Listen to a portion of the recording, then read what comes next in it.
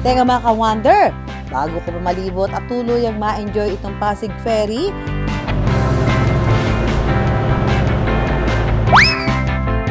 nasa naman kaya si Empoy? Sir Saging. Wow, alam na alam niyo pa talaga yung ano ko ha. Second episode ko ng shooting ng I Wonder. So ngayon, magre-ready na tayo at dito na tayo sa loob ng van magbibis. Alright, mga ka-wonder. Alright.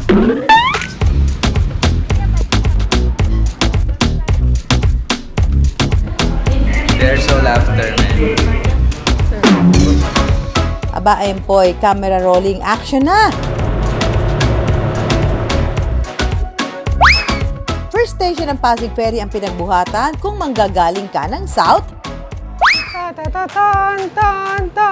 Assignment ni Empoy.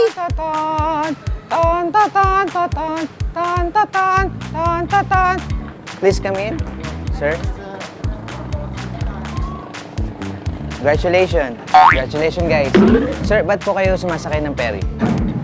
Mas komportable kasi kami pupuntang Manila. Apo. Tsaka free po. Libre lang po ito. Opo, libre. Sige po. Salamat po. Sir, ano po shampoo niyo?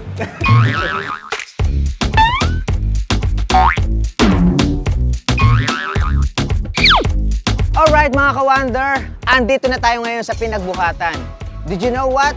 Dito daw sa pinagbuhatan, meron daw 72 years na masarap na pansit dito. Yun yung pupuntahan natin ngayon. Wait lang, parang naamoy ko ah. Parang dito.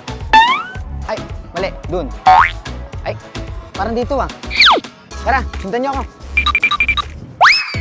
Kuya, alam niyo po ba rito kung saan yung pinakamasarap na kainan ng pansit? Yan po, yan atos na yan. Masarap na pansit. Dito ba mismo? Apo, dyan. Eh, galing ako doon, sobrang uhaw ko eh. Pwede ba pagbilan ako ng buko? Sige po. Paplastiko? Wag na, ito, okay na po yan. Salamat po ah. Ito may bayad. Give the change. Salamat po. Thank you. Love you, kuya.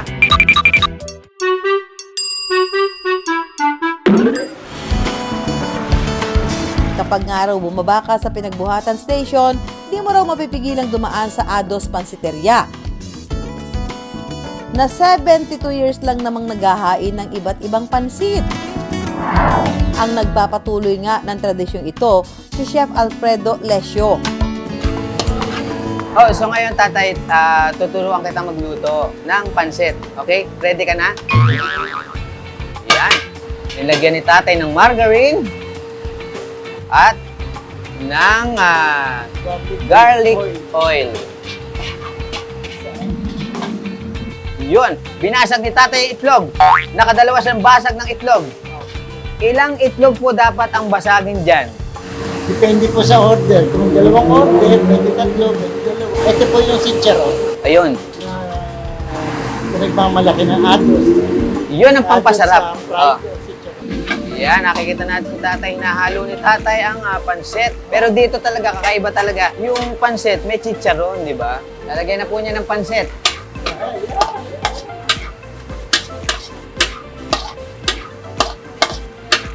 Yan. Dapat po ba yung yung apoy sakto lang o sakto lang? Oo, pero hindi pa yung tostado, matagal-tagal pa yan. Mga ano po? 3 weeks, mga gano'n. Yun, mga 2 weeks lang. 2 weeks lang. Tostado. Ang galing ni tatay eh. Sumama kaya sa amin. Good. Empoy, alam kong di mo rin yan palalampasin. After kong turuan si tatay kanina magluto ng mga iba't ibang different kinds of pancit, syempre pa, titikman na natin. At bago natin titikman, bibigyan ko kayo ng trivia. Ang pinakapaborito kong pancit is... Ay, sorry. Akala ko camera 3 yun. Lomi, syempre. Yan. Gusto ko to. Tikman natin. Sabayan niyo ako mga ka-wonder.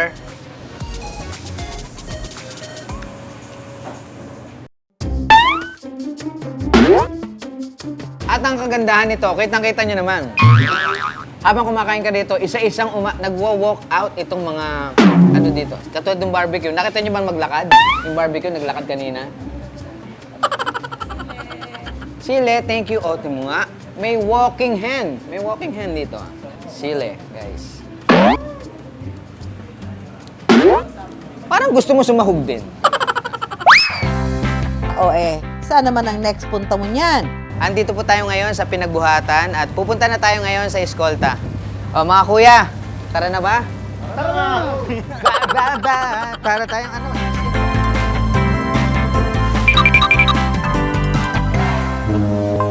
Mula Pinagbuhatan hanggang Eskolta kung sakay ng ferry, tatagal ito na mahigit 1.5 oras na babaybay ng 20 kilometro.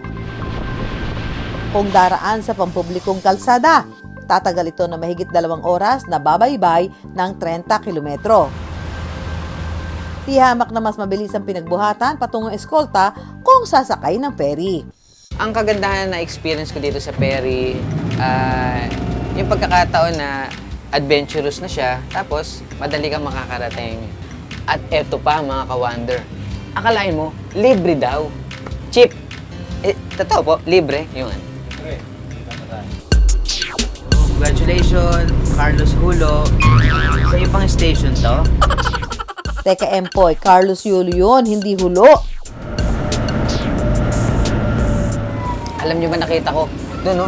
Sa likod yung kanina, yung nalampasan natin. Kaya lang, ang kaanuhan lang dito is bawal talaga siyang picturean. Ayan, pumotpot na naman. Pero, may picture ako. Oh, yan mismo yung nakita ko. Yung may alon, tapos may building. Yan nga yung Malacanang, di ba?